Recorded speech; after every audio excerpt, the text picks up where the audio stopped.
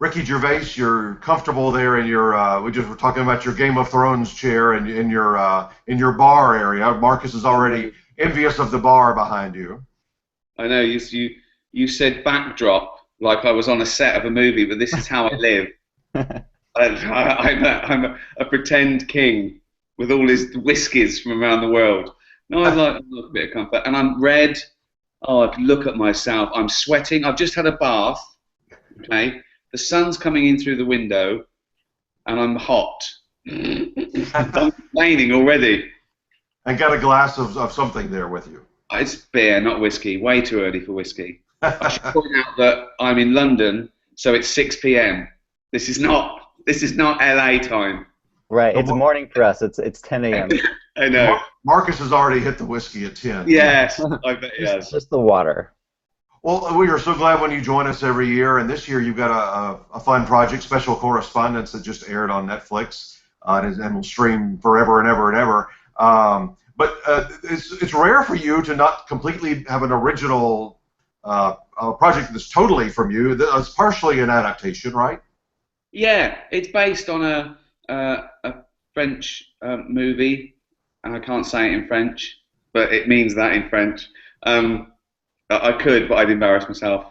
But I mean, it is technically an adaptation, yeah. But I mean, I sort of started from scratch and took just a very central nub of the idea about these guys that fake a war to get themselves out of a pickle, and they get themselves further and further in, yeah. So it sort of became a bit of a buddy movie, which is again not like me at all, and a satire, I suppose, a mild satire. I think people expected it to be a really hard-hitting satire about media, like Wag the Dog or something. But actually, its main target, I think, is once again fame. Really, what people do to be famous, and over the last sort of 15, 20 years, how a generation has been sold a lie that they can all just be famous and that I sort everything out for them. So it's a mild satire, but it's a comedy. It's just a sweet. It's a bit of everything, really. I made it funny, nice. It's quite sweet. There's a little bit of a romance, a tiny bit of satire, but it's a bit of a fun caper, really. And this is the third year in a row you'll have a different project up at the Emmys from Netflix after Derek, and then the Derek special last year in the movie category. So are you blackmailing Netflix? How do you get all of these great projects? Do they have something on you? You have something on them? You know what? Netflix is great, but I feel it's particularly great for me because I've always demanded final edit. From the very first thing I did with The Office, I went to the BBC and I said, I'm going to write it, I'm going to be in it, and I expected them to say, who are you? But they let me do it, and I think that's because it was low risk. I think The Office was made for about 140 grand, and it went out on a Monday in summer, so no one was expected to watch it, and not many did. I think it got about 1.5 million, but then it was repeated, and it got 2.5 million. Then the second series came along, and it got 5 million. So it was a real word of mouth thing because it was odd and it was particular, and it was not quite like anything else, I guess. And then I'd sort of got final edit from then, but to get that, I still had to go to fringe channels to get my own way. BBC Two, not BBC One, Channel 4, not ITV, HBO, not NBC. But then Netflix come along, and they don't interfere, but the sky's the limit with ratings, and it's always there. And because habits had already changed, they didn't change the genre, Netflix. They just started pandering to the way people wanted to watch stuff anyway. People were already downloading it and watching it the next day on their phone on the way to school, and or binge watching, saving it up, box sets, things like that. So they just gave people original shows and old shows, but all at once. And that was the genius, I think. That was the real genius of Netflix. And now they're making original programming. You know, the last year has been crazy for them. And now they're getting into movies. And but it doesn't really change the way I make stuff or act. It's just a platform that's different, really. Well, I think it might change things eventually, because it might see the return of the auteur, where films don't have to be, you know, homogenized and focus grouped to death. So it stays in cinemas and everyone might like it a bit. You know, it might. I mean, outside sort of superhero films, Hollywood for the past sort of 5 years has been Sundance and Tribeca. So they might sort of start letting auteur, and not many people see those movies. They win awards, but not many. So it might sort of embrace those a little bit more as well. When you mentioned that, it made me wonder. I don't think we've ever asked you this before. We always get your take on the world, you know, with the Golden Globes or your comedy specials or whatever. But what shows do you like to watch? What are some of your binge shows in the last? I've had the best year ever. I think what Netflix and other platforms has given is now his choice. So now I don't flick around the telly hoping to find something anymore. I don't sit for hours. I watch 2 hours of telly, and it's 2 of the best shows made that year. Do you know what I mean? So this year, I started off with The Bridge, binge watched that. Then I found Blue Eyes, very Scandic heavy this year. Then I found Gomorrah, Italian show, which blew me away. I've just watched the 2nd season of Bloodline, which is unbelievable, just phenomenal. Just the density of the writing and the characters and the way the Kesslers play with time it's depressing. It's so good and rich, and you know, and I saved up Game of Thrones so I can binge watch it. So that wasn't streamed, but I had to save. And I just started watching that last night. So, and that's basically, if you don't count UFC, that's all I've watched this year. Just the best shows in the world, and you know, 2 hours every night. So yeah, it's great. It's just great, this precision of just, you know, cutting away all the fat and just watching things that work for you. You wrote Special Correspondents and you directed it, and I've always wondered what's one of the biggest challenges in directing yourself on screen. It's funny because that is the biggest challenge of directing, full stop, really, because directing is basically being able to answer 1,000 questions a day in pre-production confidently. You know, you can't really get it wrong if it's, you know, it's your decision. So it's about taste, you know, and someone knows what lenses and things and all those, you know. So direction is building your world, you know, creatively and artistically or whatever.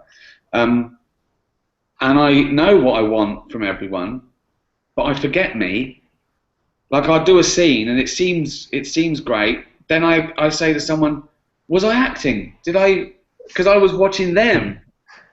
But I think my best stuff has been when I've been directing and I've been in it. Things like The Office and Extras and Derek, and you sort of dictate the pace. Only because I like realism more than anything. Once you've got the script, I think it's got to feel real. Script and casting is everything, really. And I can sort of control that. And because I'm a performance director, you know, when I do a TV, it's such an actor's medium. You know, the crew get their time in sort of pre-production, but I work with 2 cameras, so I get continuity and spontaneity with any ad libs that happen. And you know, if an actor's there for 6 hours, they're acting for 6 hours, or playing, or ad-libbing, or you know, it's not. We take the morning to light, and then we get 3 hours. You know, it's every day we arrive, we play and film 9 till 4, and then I have a lot in the edit to choose from. So I sort of forget me usually, and hope I can bumble through it. Well, in addition to all those categories on this year's Emmy ballot, were you involved in the original song? Did you help write that song for this movie? No, I wrote it. I wrote it all. I wrote words and lyrics. Yeah. Oh, okay. What was that like to have that, be a part of this? Had you done that before? Well, yeah, I'm a failed pop star. You know, I wrote the songs in The Office that David Brent performed. I wrote a song with David Bowie for extras. I wrote a song for Elmo. I wrote a song for The Simpsons, my episode. I wrote that song. So I'm a failed pop star who lives vicariously through his idiotic characters. So that was fun to do. And I've always got that get out of free jail card. It's irony. If I was doing it for real or trying to, you know, the day I release my album seriously as me, that's shoot me. I'm not going to do that. I'm not listening to go, and this is me. No, what I want is like Tony Bennett doing the songs of Ricky Gervais. That's what I want. Well, I've just finished filming the David Brent movie, Life on the Road, and there's an album coming out with that. You know, there's 20 tracks. Wow. So that was fantastic fun. But it is David Brent. It's not me. And there he gets to sing. But he doesn't. It's not comedy songs as such. You know, he thinks these are great songs. He takes them seriously. He thinks he's changing the world. Songs like Native American, trying to, at last, someone trying to talk about that issue, and Equality Street, where he thinks he's curing racism. And there's it's almost it's the backstory that's funny. But I love music. I think it's the greatest art form. I'm in awe of that, and it's one of my favourite things in film and TV, when you get a track to put over something, either a montage or just used, or it's so powerful. Music full stop is so evocative, probably the most evocative art form, I'd say, and then put it to picture with a narrative. I mean, it's off the charts. So yeah, I love sneaking in either my own stuff or a track that I'd love, that I think works really well with a story. And Vera Farmiga just does a knockout job singing that song. That was probably one of my favorite scenes in the movie, when she's on the talk show trying to appeal to America to send her dollar bills. How did you get her to sing? That was her first day. She said she hadn't sung before. Yeah, I mean, it was crazy. It's probably the most satirical part of it as well, because that's clear what's happening. That's someone who wants to be famous and using a tragedy to, get her own thing. But it's not. People do it all the time. That's real life. People are always trying to promote themselves. People use the most horrific disasters to promote themselves. That was probably the most extras-y type part in it. Yeah. No, she's great, and it's so funny because obviously she's the epitome of what's wrong with society today. She's spoiled. I mean her character, not Vera.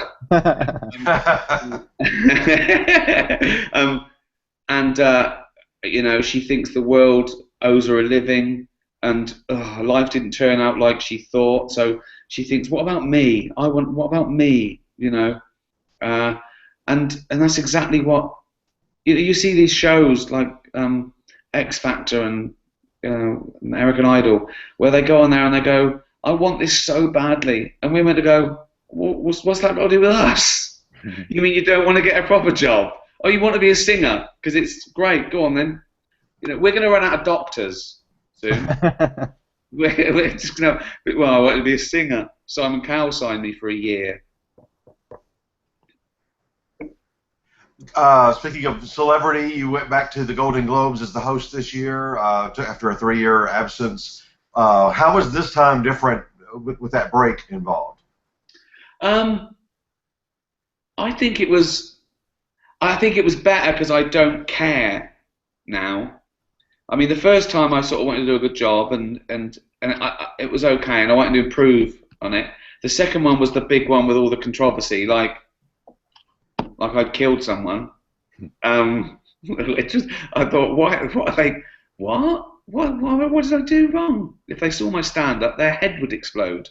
But And it I was must like, say, on that first year, nothing had ever been done like that on an American award show. And the looks of the people in the audience as they would go to the camera, the audience shots, they didn't know what you were doing up there. They didn't know that you were going to actually be mean to some people.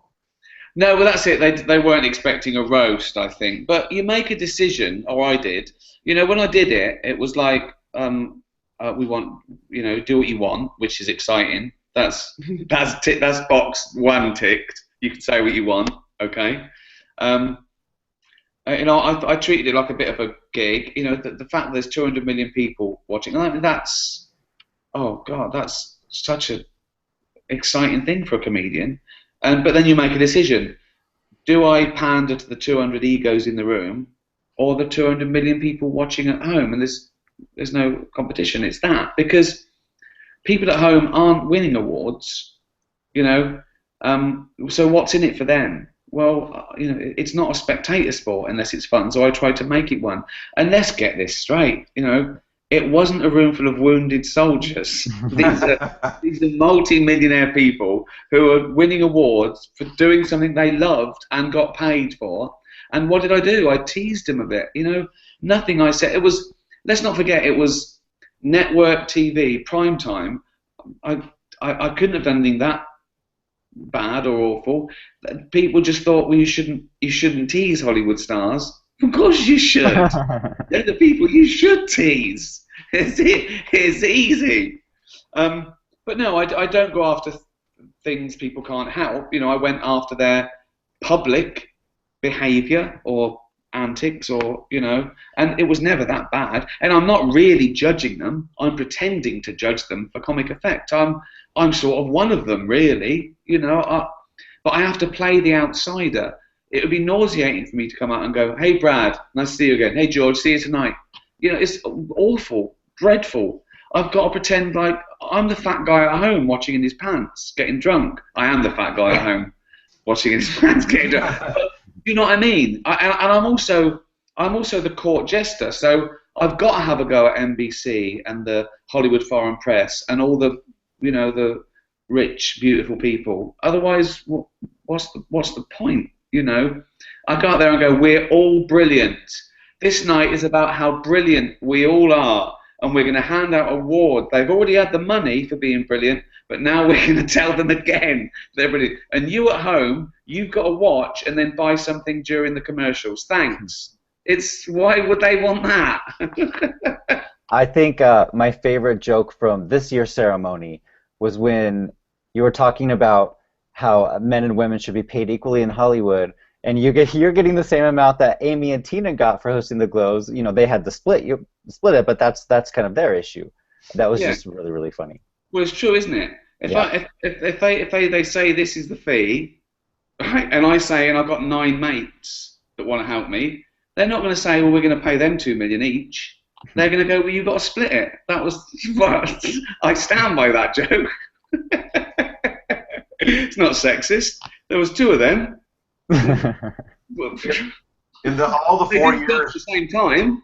If they talked at the same time, then they should get double. In all those 4 years you hosted, and a lot of people may not be aware, but all the parties that go on are in the same building right after. Did anybody ever come up to you afterwards and take you to task over something you said that night? I don't think one person did. There's always rumors, but I'm thinking like somebody, and probably didn't happen since you can't remember it, but like somebody's husband, got offended that you said something about their wife, or that kind of thing. I can't think of anything that I'd have said that people can really be justified, angry about, and I think it would be embarrassing for taking it. What did I? And there's misunderstandings around things I said that I'd explained to them, but that's the problem with offence, people sometimes mistake the target of the joke with the subject of a joke. I can't really do anything about that. And no one wants to be the butt of the joke, but I think I can justify what the butt of the joke is. An example, I think 1 year I did the award for special effects should go to the team that airbrushed the Sex and the City 2 poster. And I say, we know how old you are. I saw one of you in an episode of Bonanza. I heard that Kim Cattrall said it was ageist. Well, it wasn't. It was the opposite, actually. I'm saying, what's wrong with being 50? Why did they airbrush the poster to try and make you look 20? That's a slight at Hollywood. I see that all the time. That people try and hide how old they are. Why? There's nothing wrong with being 50. I'm 55. I usually play 55. That joke was not. It was not an ageist or sexist joke. But it's you only do the joke at the time. I don't stand there and explain it afterwards. But yeah, I don't know what you can do about that sort of thing. The Caitlyn Jenner joke this year, people thought it was. Some people worried it was transphobic. It's not transphobic. It was a joke about a trans person, but nothing to do with that. It was nothing to do with being trans. It was a joke about a celebrity killing someone in a road accident. That was the target of the joke. It was, but I think people see taboo subjects and think they're cruel or you shouldn't joke about that. Well, it depends what the joke is. Right. You can do a joke about race without it being racist, and you can apply that to every other ism. That's why I did in Taboo, really, because it takes people to a scary place they haven't been before. But hopefully they come out the other side. Phew, that was all right. That was good. I quite like that anxiety around, and it starts a discussion. It starts a discussion. Every time we run a poll at Gold Derby asking who our readers want to host the Oscars, you're always number one in our polls. People want to see this happen. Is it something that you would consider in a year or so? Well, I would consider it, but I don't think they'd ever allow me the freedom that I'd need to justify it being me. I think people want me to do it because they think I'll be myself and do what I do. Whereas if I wasn't allowed to do that, and I just went out there and I was just this genial host who did sing a song and schmooze, they go, well, what was the point of that? And I wouldn't do that. And I think if they said you can do what you want, and then I did, I think that some people would feel that I was the wrong person for the job. Even I feel I was ruining their party a bit. Do you know what I mean? It's like what if you co-hosted with someone like Mel Gibson or something? There's the dream team, right there. Yeah, listen, I do it for fun, and I never worry about polarizing. I think it's my aim almost. I think that there's no point in doing anything where you don't polarize, because that means you've just made it so anodyne and watered down that no one cares either way. Whereas I think if you do something that your own, that is a bit more challenging and outspoken, and I think you're going to have as many people love you as hate you, and I wouldn't have it any other way. That's always been the way for me. Everything I've ever done, is for everyone who thought The Office was the best sitcom ever. There's a person who thinks it was the worst sitcom ever. Unfunny, dreadful, and same with every project I've ever done. But that's what's exciting about it. So will I host the Oscars? I don't know, because it would be a bit of a thankless task, really. Either I do a good job, and most people's idea of a good job is to be a genial mild, safe, lovely Hollywood host. I don't know. It's a terrible crowd as well. It's a thankless crowd. Well, look, actually, all awards shows are a thankless crowd. They're not there to see a comedian. They're there to win an award. And with something like the Golden Globes, as it goes on, more and more know they haven't won an award. So you start off with a room full of people who might win an award, and you end with a room full of people who haven't won an award, and they're getting drunker. And so when I come out there and go, shush, shut up, you disgusting, I mean that. But you've got to get their attention. They're there for themselves, you know. So you've got to enter and call them disgusting, pill-popping deviants.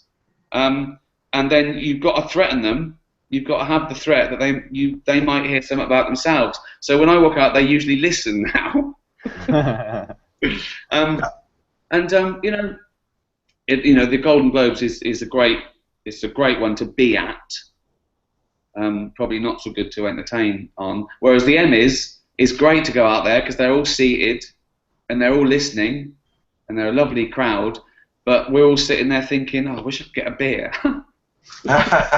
It swings and roundabouts. And I think the Oscars is probably the worst of both worlds. They're sitting there. They think this is really important. This is the most important part of my life. I don't want anyone to make fun of me. You know, and it's a big room for comedy, a terrible room for comedy. So I don't know. I'd be tempted just so I could say I did it. You know, win, lose or draw. Mm-hmm. And also, I've never got anything to lose. I'm not beholden to anyone there. So, you know, I create my own labour. I don't care what anyone in that room thinks of me because I'm not begging for work.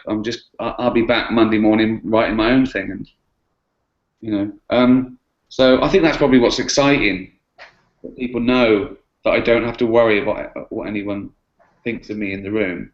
And it's funny you should say that time I did where they're all I think, what is he saying? And they're all looking around, can I laugh? But De Niro's crying with laughter, and I thought that's good.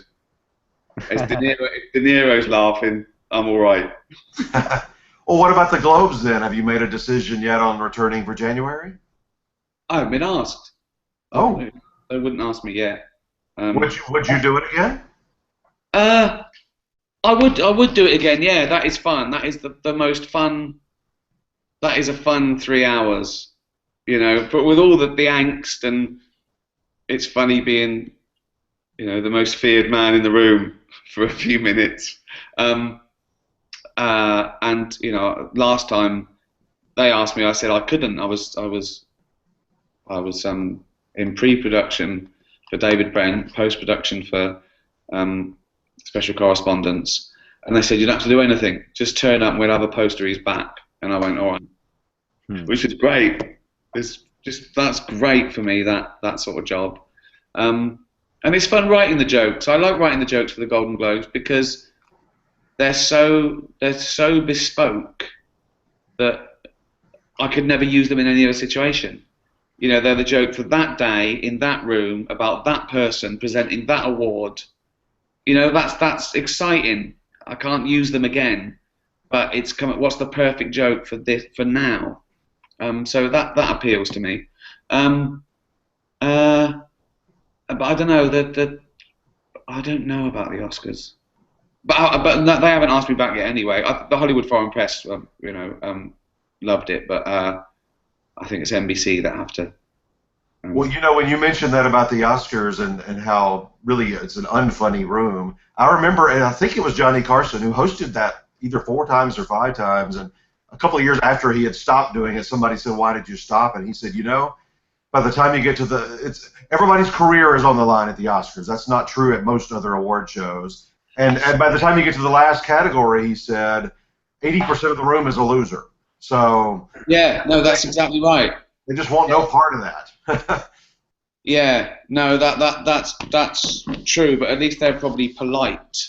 I don't know if that's better or worse, being a polite crowd that, you know, doesn't want to see you, or being a rowdy. At least I can deal with someone who shouts at me. I can deal with them. Whereas if it's just like people in tuxedos who just think, just give me the award and I can go home. I don't know, but I don't really care about that. You know, I do it for a laugh. I do everything for me. Not like I don't have to worry. You don't worry about, you know, what people thought about it. As long as you did, you know. I still try and do a good job though. I don't go out there and wing it and think, oh, I'm gonna say the most terrible things ever to get some column inches. I try and do a really good job. It's just sometimes my idea of a really good job isn't the same as everyone else's. Well, before we go, Ricky, I just wanted to say thank you for everything you do for the animals that cannot stand up for themselves. I follow your Facebook and your Twitter, and you do a lot of great work. I hope other people follow suit. It's one of the few things I take seriously, and it is the best thing about social media, because 10 years ago it would take you months, maybe years, to get 100,000 signatures standing outside a supermarket, but now you can rally the troops and you can get something to Parliament. So there's been real change, with petitions for anti-bullfighting and the Yulin Dog Festival and just horrendous things that go on. That sometimes it's education, and sometimes it's just sadistic people. But I've always found it odd. Where's the fun in torturing an animal? I've never understood it. Bullfighting, it's not a fight. You've got a sword. The things they do with bulls are, some people don't even know this. They bleed them beforehand, so they're weak. They blunt their horns. They sometimes cut their tendons, so they're in charge mode. This bull has already been tortured and made to fight, and then some fucking prat in sequins stands there and stabs it, and he's a hero. Oh, I love it when the bull wins. You've got me fired up now. Now I'm angry again. I'm sorry. Well, listen, we didn't mean to leave on a sour note, but no, it's not a sour note. Things happen, and you've got to change them. So, this is I use any platform to. That's when people can use their celebrity for good. Exactly. Yeah. Well, yeah. Thank you very much, and thanks for doing this. It's always fun. I follow you as well. Well, we hope to see you at the Emmy Awards as a nominee here in a few months. And, I was just thinking, if you do the Globes again, we'll have a new president being inaugurated about that same week. So that you would just have no matter who it is, you would have a lot of fun with that. Just that's the headline. It'd be first Trump and now Gervais. It'd be too much for them. My Emmy campaign at the moment consists of this and me posting pictures of my cat saying, "Please vote for Ricky." I love it. So it's pretty much in your hands. If you don't count my cat, this is in your hands, me getting nominated. Well, listen, have a great rest of the evening. Thank you so much for joining us. Cool. Cheers, guys. Bye.